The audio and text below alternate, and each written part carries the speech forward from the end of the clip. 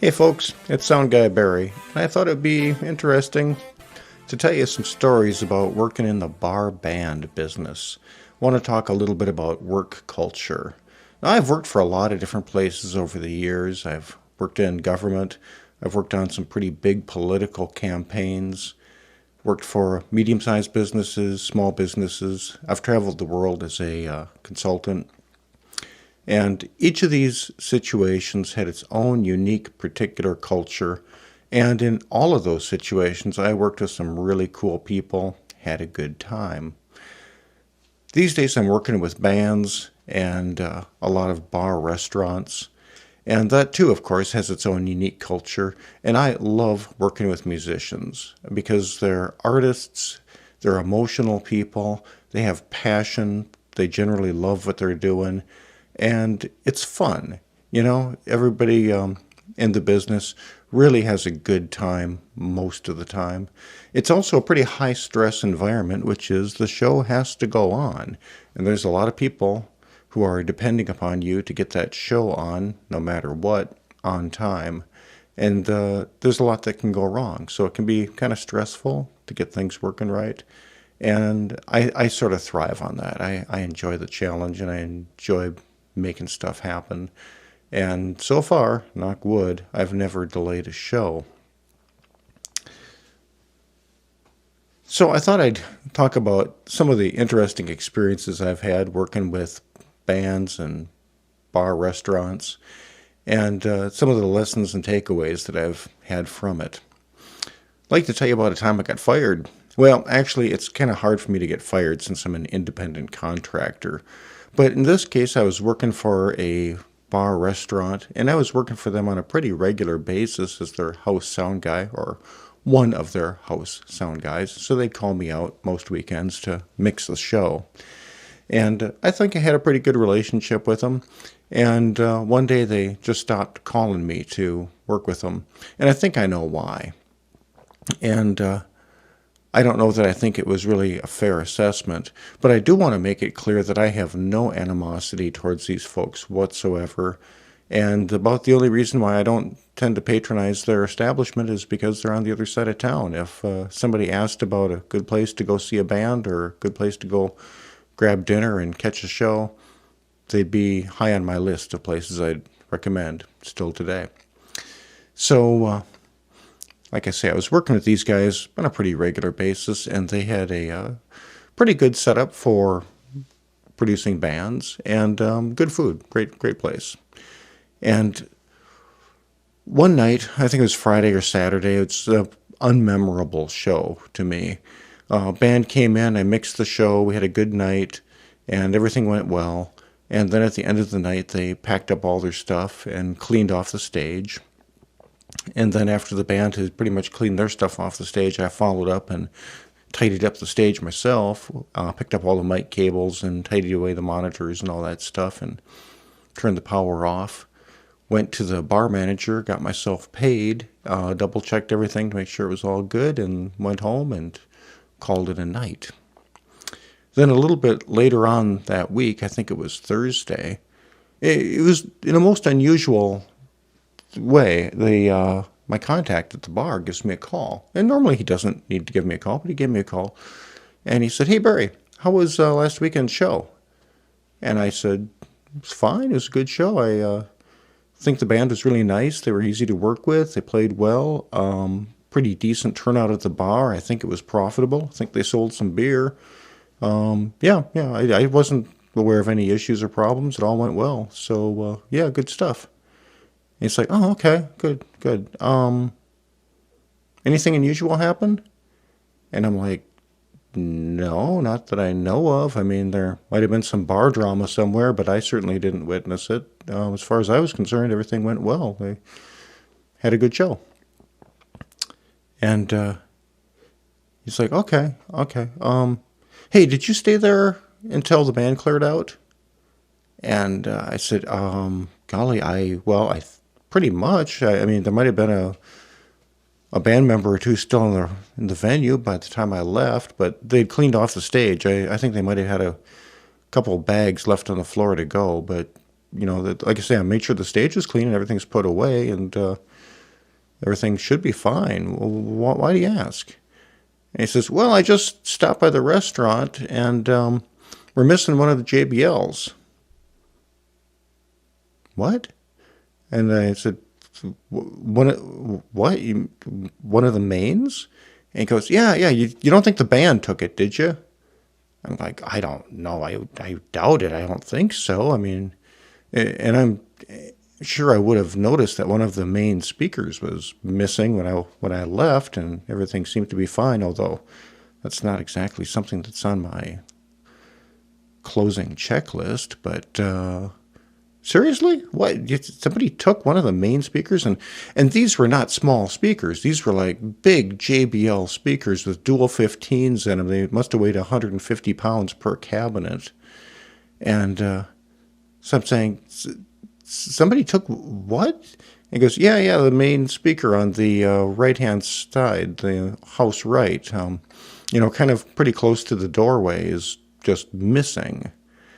And maybe the band took it, or, I didn't go in there till Thursday morning, so it could have happened any time during the week, I suppose. But somebody took the speaker. And he's saying, you don't know anything about that, would you? And of course I'm going, no, I have no idea. And that's shocking to me that somebody would take a cabinet of that size. I mean, like I say, it's about 150 pounds. It's not the kind of thing you're going to squirrel in the back of your Prius. And I think I joked with him saying, hey, if I was going to take a speaker, I'd take two of them. I mean, what good is one speaker? But pretty odd. And so he's like, okay, so you're denying any involvement or knowledge of this. And I'm like, yeah, I know nothing about it. I find it pretty shocking, as a matter of fact. Good grief, And I said, I don't think the band took it. I think a couple of drunken Joe Bobs must have left the bar someday and decided to grab the thing as they walked out the door. But damn, that's bold. And he's like, okay, all right, so you're denying it. Gotcha, no problem. Well, don't worry about it. Okay, all right.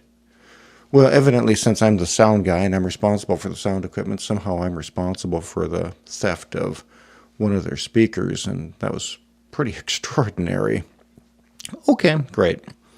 And so then about a month later, another weekend evening, everything's just fine, mixing a band, no drama, no problems, everything's going just fine. And I'm standing behind the mix board, and the mix board is at the end of the dance floor, and kind of where the dance floor and the dining area meet. And behind the mix board, I've got about a 3-foot aisleway where I can scurry in there and get to the equipment and such.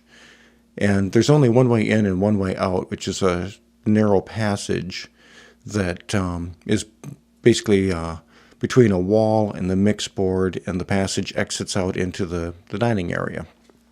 No big deal. Well, as I'm mixing the band, a party comes in of about 6 people or so, and they sit down at the table, which is pretty close to the mix board that I'm at, and adjacent to where the input and output passageway is that I need in order to get back behind the mix board. And for some reason that I can't comprehend, they grabbed the table and scooted it over a foot or so closer to the mixing board. And then this older lady in a wheelchair comes and parks herself right at the end of where my passageway is to get in and out of that space. Actually, she's kind of coming into my mixing board area space a little bit, and her wheelchair is blocking some of the equipment that I use in the outbound processing effects and such. And when I'm mixing the band, it's necessary for me to be able to get in and out of that area because, occasionally I need to pee. Also, if the band has some issue on stage, we have a bad cable or a mic falls off the drum kit, or who knows, band needs some help, I need to be able to squirrel out of that mixing position and be able to get up to stage and fix whatever issues might be occurring, if anything happened.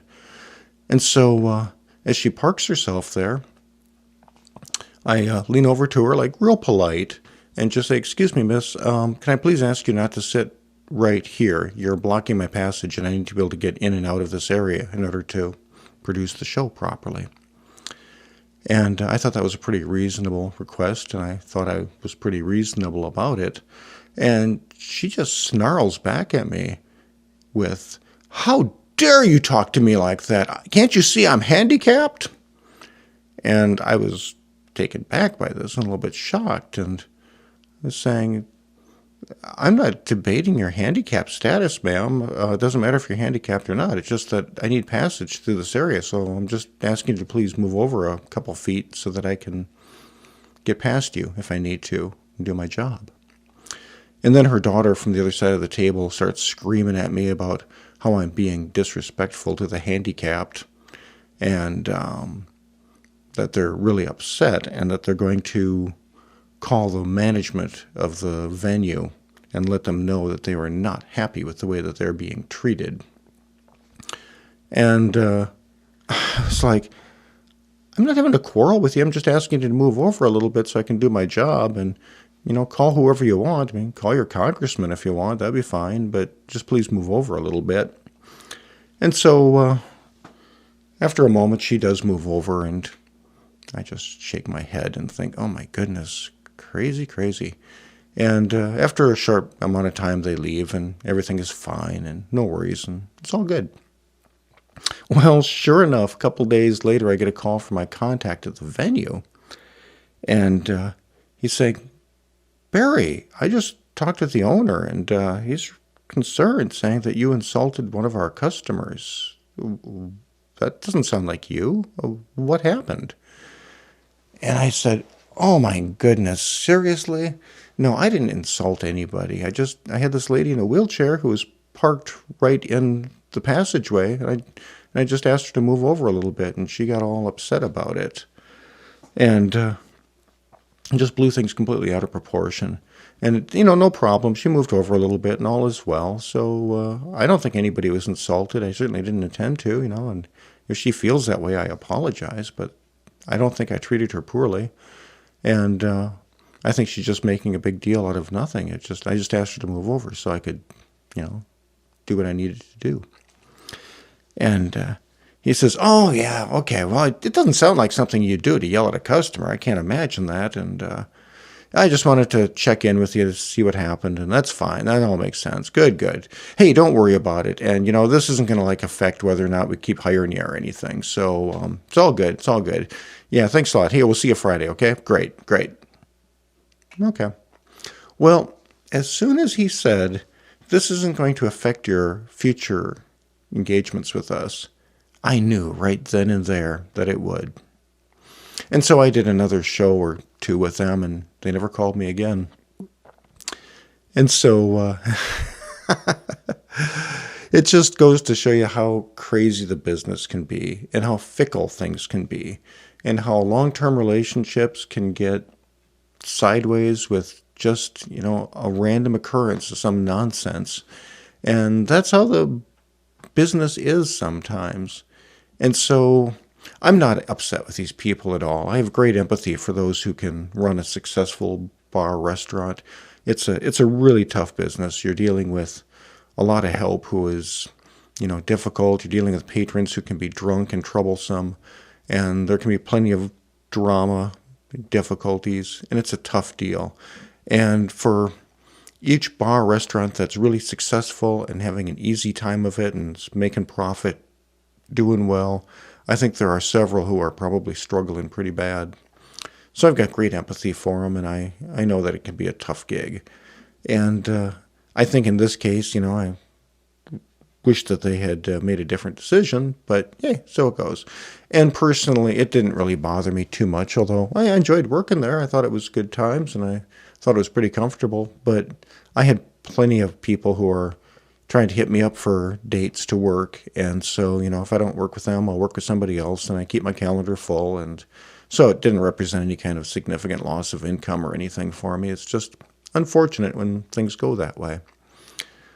And so I guess the lesson is you got to be able to just laugh it off and roll with the punches and shake your head a little bit and say, hey, that's the industry. You know, you can't get too attached because things can change and things can change unexpectedly. And it's not a real stable situation. Another situation was I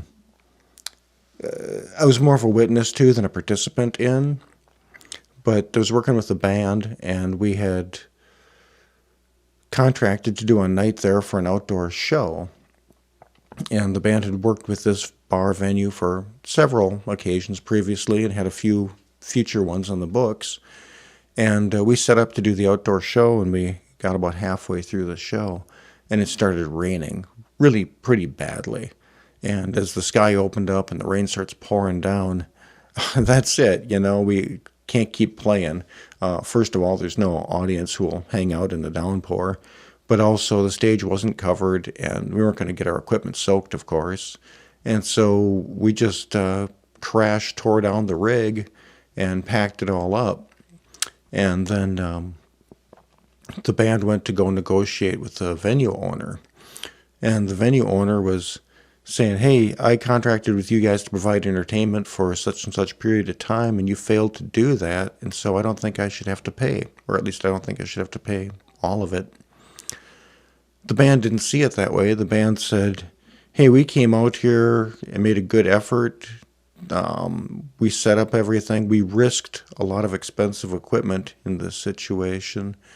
And we did everything that we were reasonably expected to do so. And this rain isn't the band's fault.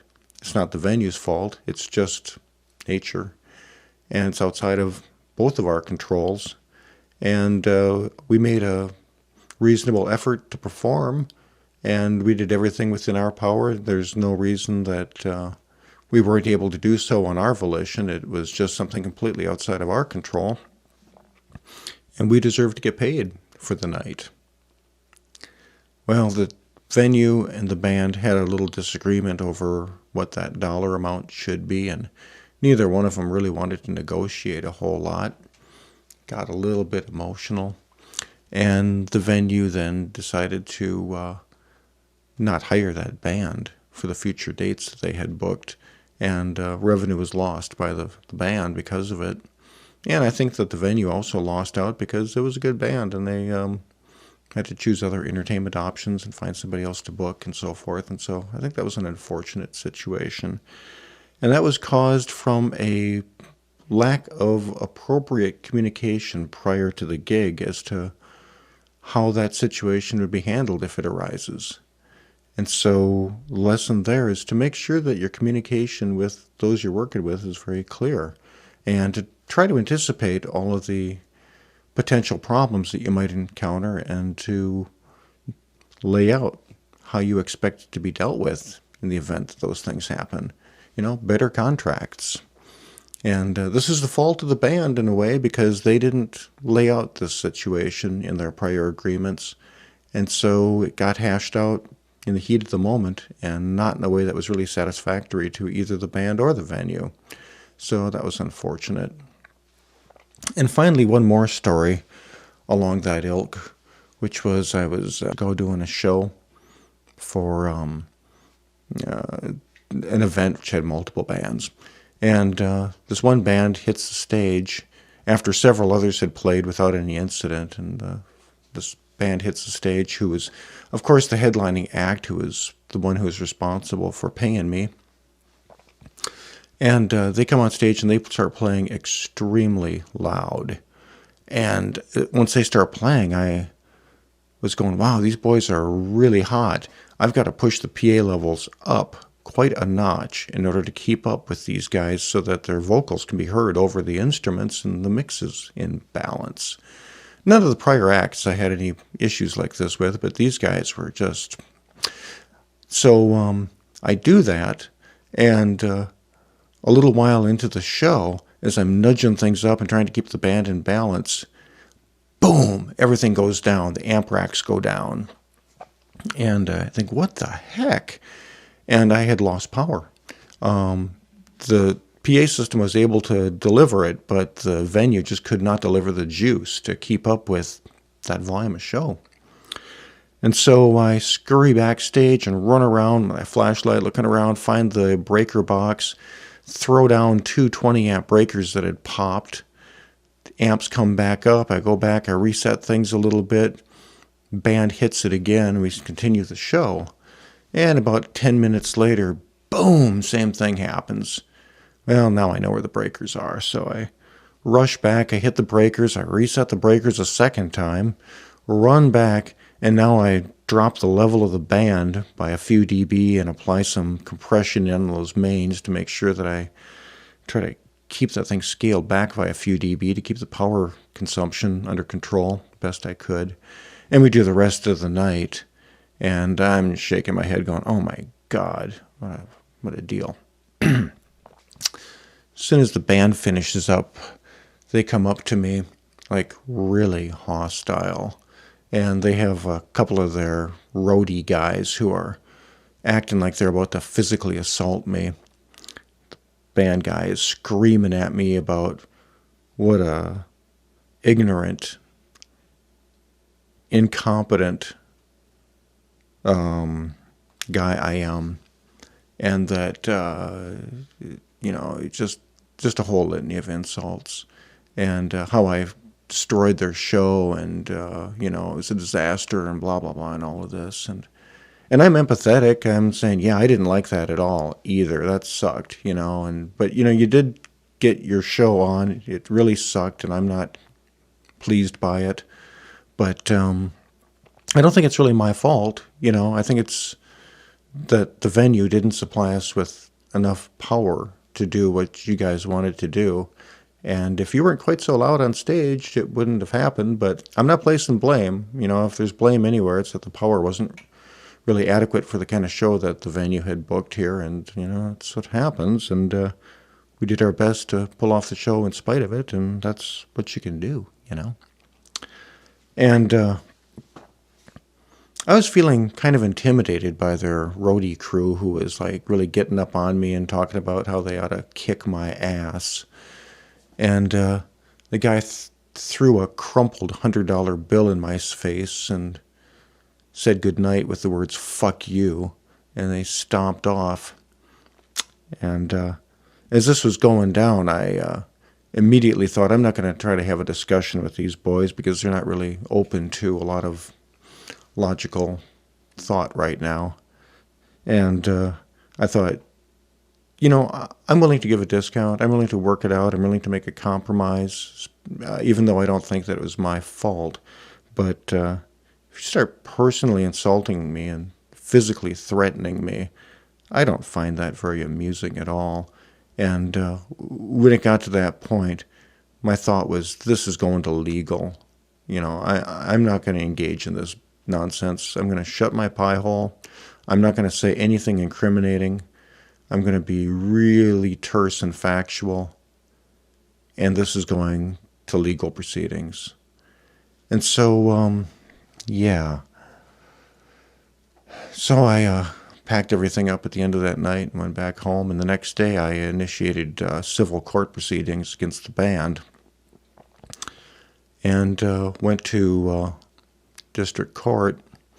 And because I had a contractual agreement which covers these sorts of situations, I easily won my case.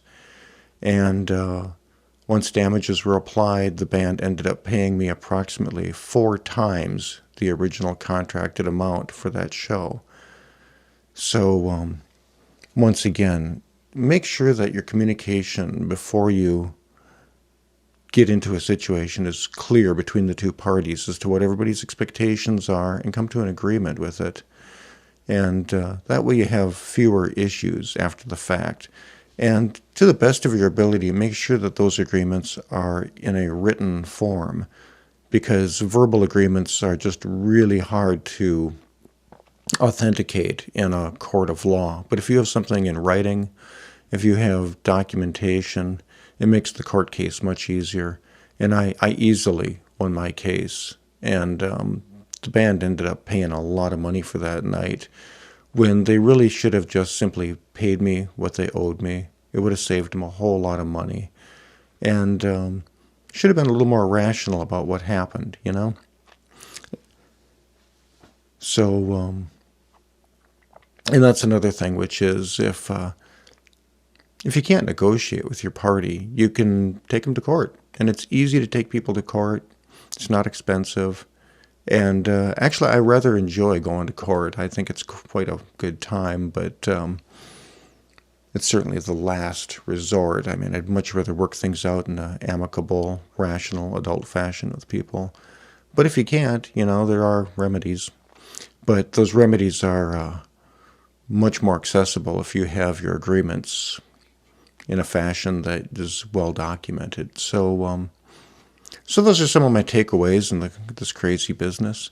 You got to relax and roll with the punches and have a good time with it. There's a lot of strange, crazy stuff that can go down, and you can either get upset about it and get all worked up, or else you can have a good laugh and shake your head. And I've done a whole lot of shows, and most of them, go off without a hitch, and they're smooth, and nothing goes wrong, and they're not very memorable. But those shows where there's some kind of major disaster or somebody does something truly stupid are the ones you remember. So I try to keep that in mind. When I'm in the middle of some disaster or somebody does something really crazy, I might chuckle and think, well, this will be one of those shows that I remember. And I try to make sure that the disasters and the craziness aren't related to my activities. And so far I've done pretty good at that. And make sure that you have a good agreement with the people you're working with, and that there's no misunderstandings about what everybody's expectations are, because lack of communication can be the source of a lot of drama later, and nobody likes that. So this is one of the best businesses in the world. There's nothing that I've had in my employment career that's been nearly as much fun or as much entertainment. It is a heck of a lot of work. There's some long nights and heavy stuff, and I'm not saying it's easy, but it can be really rewarding when it all comes together and works right. And what other business can you be in where the things that you do make hundreds of people happy? I think that's super rewarding. So good stuff. So I hope you have great shows, have great times, and drink it up, enjoy these experiences while they last. Tomorrow's not guaranteed, and tonight is fleeting. So enjoy what you can while you can. And that's just how it is with life in general, I suppose. And don't take yourself or the whole business too seriously. Try to work well with people. No matter what business you're in, be it the entertainment business or corporate business or your own business of any kind, whatever you're doing, you're going to have to work well with people. And so I think that's a great lesson too, is that try to be reasonable and nice and make it good for everybody. I think of that line from the movie Roadhouse where Dalton has been called in to clean up a lot of shenanigans happening at this bar, and he's instructing his bouncers to be nice. And even if the people you're dealing with aren't so nice, be nice. And if they're not so nice to you, even after the second time around, still be nice. And continue to be nice. Until finally it's time to not be nice. And I think that's really good advice. So on that note, I hope you have a nice evening. And great shows, low drama, and a lot of fun. Catch you next time, folks. Thanks for checking out this episode of Sound Advice. If you enjoyed the show, I'd appreciate if you'd subscribe. I'd also appreciate if you'd share the video with your friends. Hit the bell icon up there so that YouTube notifies you of future content. And if you really want to stroke my ego big time, hit the like button. If you didn't like it, hit the dislike button. Hey, it's your life. So I'll catch you next time on the next episode, and I hope to see you again soon.